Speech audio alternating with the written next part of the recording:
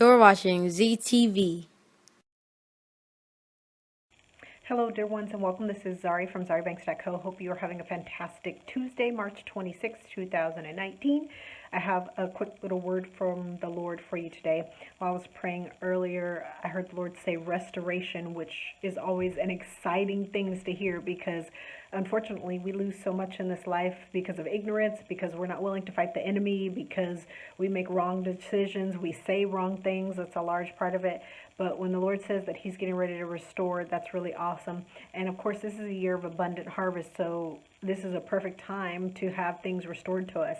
So, what He said is restoration. Restoration is nigh thee, in your hand and in your mouth. What the locusts have stolen, restoration, breakthrough, run after it, go for it.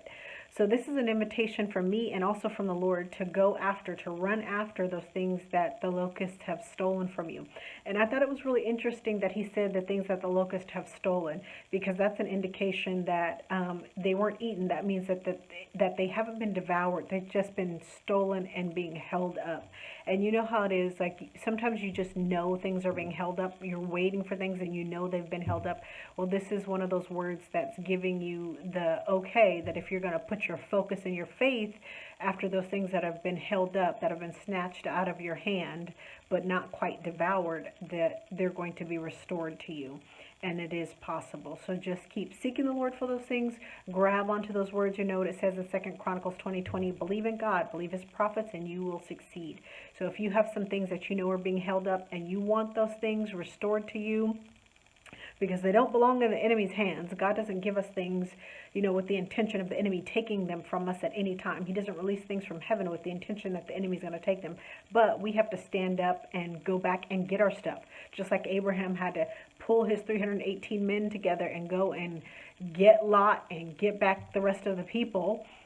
Sometimes we have to get our battlefield prepared and go and take back our stuff from the enemy. And we shouldn't be afraid to do that because we always win. They're a defeated foe. They don't have anything that they can pull on us that's going to, put us down for good. We are in the palm of the hand of the Lord. We are set. We just have to know what the word says and then go back and possess our possessions. All right, I bless you in Jesus' name. Don't forget to visit me at zaribanks.co and buy some books from supernaturalubooks.info. God bless you.